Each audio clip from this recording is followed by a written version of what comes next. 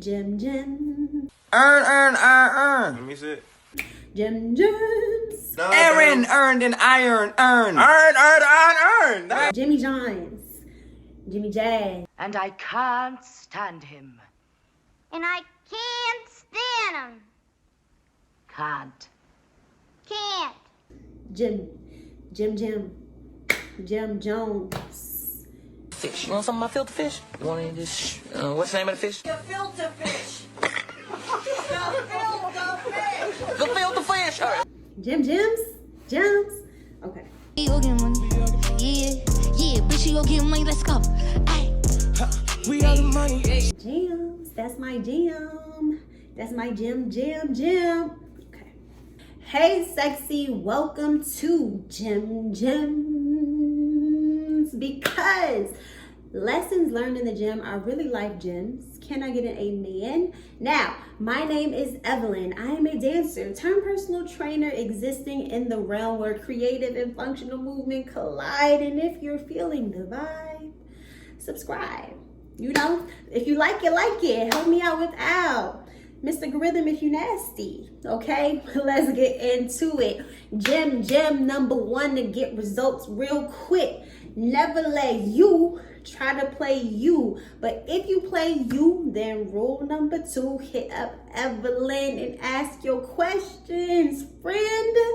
Preferably in the comment section because, you know, like she said. Now, if you don't want the appetizer, you want the entree, just scroll to this timestamp, sis.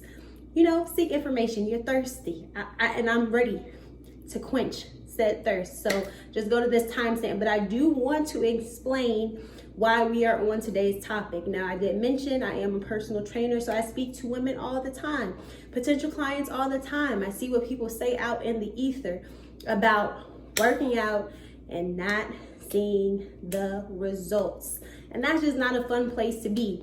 Maybe you're here today because you're one of those people, which shout out to you for even taking the initiative, because the majority of people are mad at the results that they're getting from their, you know, everyday lifestyles, aka not going to the gym.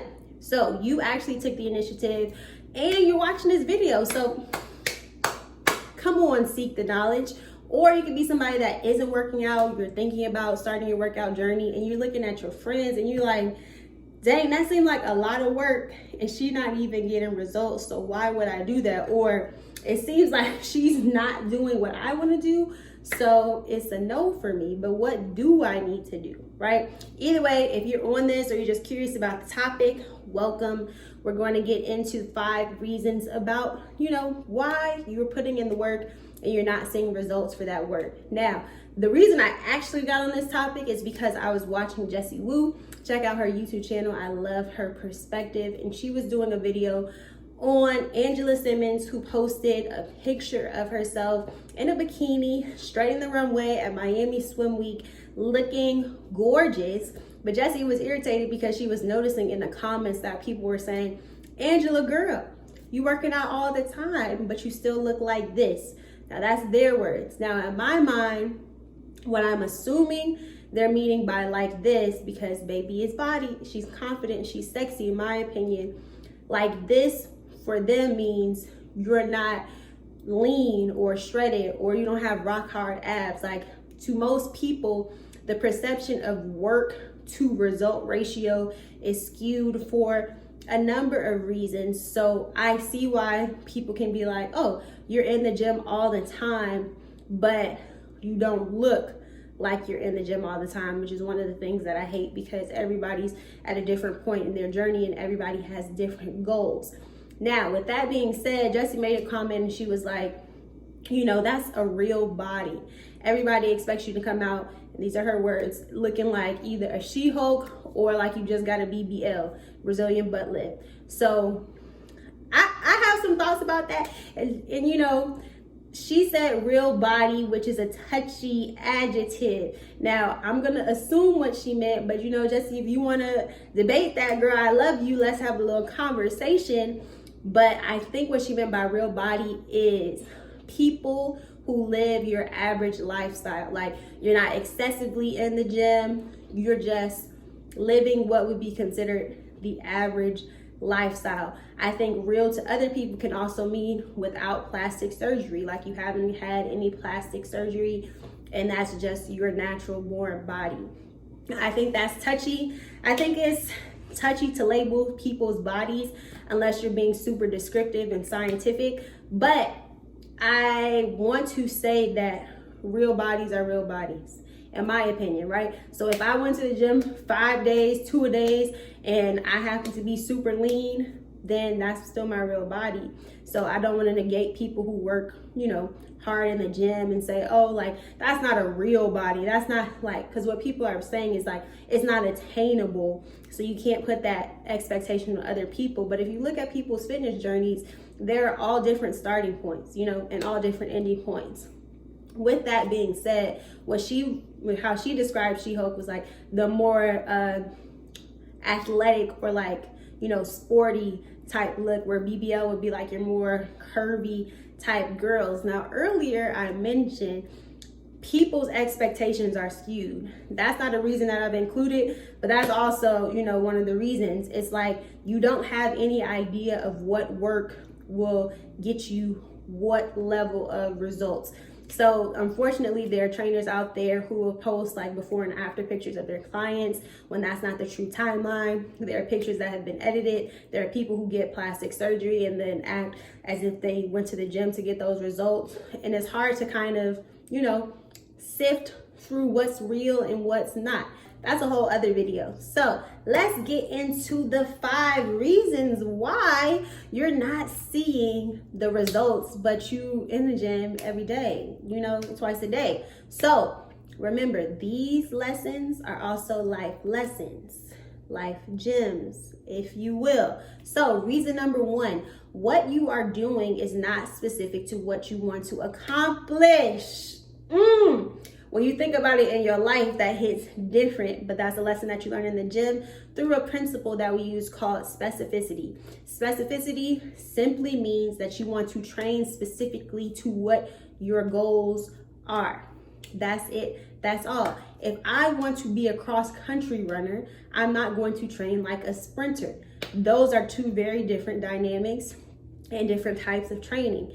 If I want to look good, quote unquote, for vacation or lean out for vacation, that's going to be very different than me saying that I want to be able to dance at the club without getting out of breath after She Got a Don't came on and I got to sit down and take a breath because it's not like college anymore.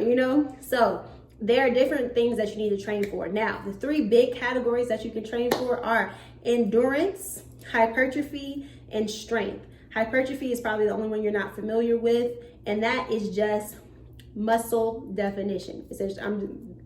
Basic terms is just building muscle to see more definition in your body, which most people will consider leaning out or quote unquote toning, okay? So first you have to understand which one is your main focus. All should be included. You need all forms of training, but one should be the goal. So for the average person who would need endurance, this may be if you're a mom and you need to keep up with kids, if you have a job that requires you to do physical things and sometimes you get exerted, you're on your feet all day, say you're a server, something like that. Say you just, you have a regular desk job, but maybe you want to run a marathon. Things like this, endurance, that's for you. Hypertrophy. This is what most of my clients want, even though they don't know that's the term. It's you want to be a little bit more defined and lean in your body. You want your muscles to be what defines your curves and less of your fat. We need body fat, obviously fat, sits atop the muscle, but you want your muscles to be defining it because then you have a stronger body. So for the average person, somebody who says like, oh, I want to flatten my tummy and, and round out the glutes a little bit, hypertrophy would be a better focus for you. So if you are like, my back is hurting, I can't bring all my groceries to the car, I'm trying to play with my kids and lift my baby, but my arm gets tired sometimes. I notice when I'm moving a box out the storage, I can't do it by myself. I'm trying to relocate furniture in my house, I can't do it by myself. Then you need to focus on strength, right? Again, all of these things need to be included, but one should be your main focus. Because if you for everybody, you're for nobody.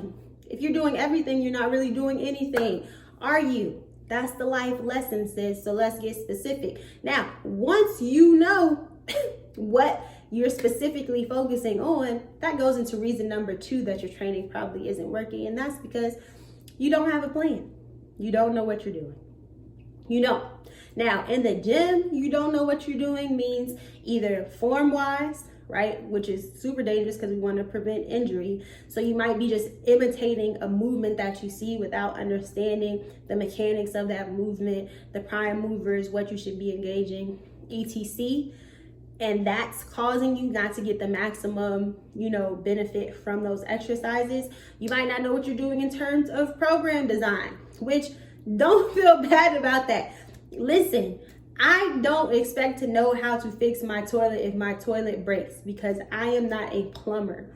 So if I choose to fix my toilet without having that knowledge, I know it can get worse, it can stay the same, or it could possibly get better out of luck. You get what I mean? So that's why personal trainers like moi exist.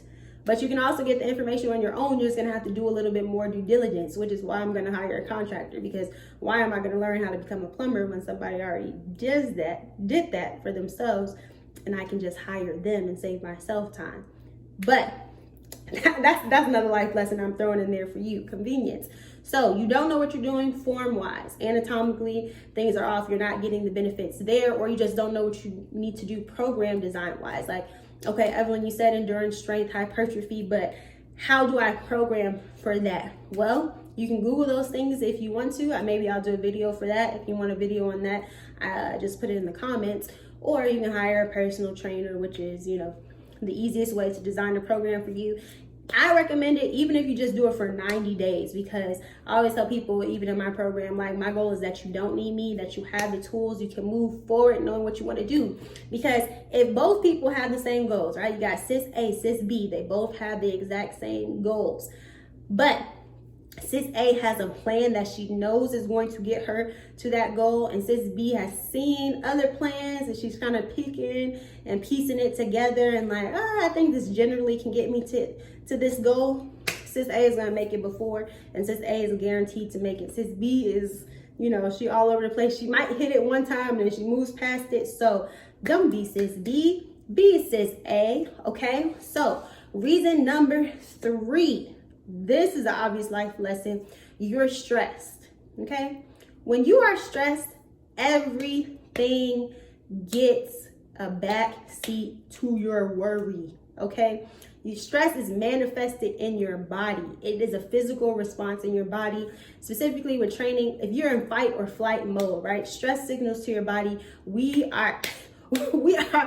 our lives are on the line, okay? That's how your body registers it. And so it will hold on to excess fat, because it's like, I don't know if we are in survival mode and we might not have the next meal. So your body is mimicking that sort of protection for you, which, thank you, body. But when you are going to get the next meal and you are working out, your body is holding on to that fat. So that's no bueno. Same thing in life, right? I was moving, and the fact that I was stressed over where I was going to live, not knowing where I was going to live in the next month and needing to be out my current apartment, I just could not focus on the things that I needed to do. So my workout suffered, my skincare suffered, a lot of things suffered. So we have to release the stress, and it seems counterintuitive because you just want to exist in your worry, but you got to bring it back. You got to reel it back in and find those things that center you, one being workouts.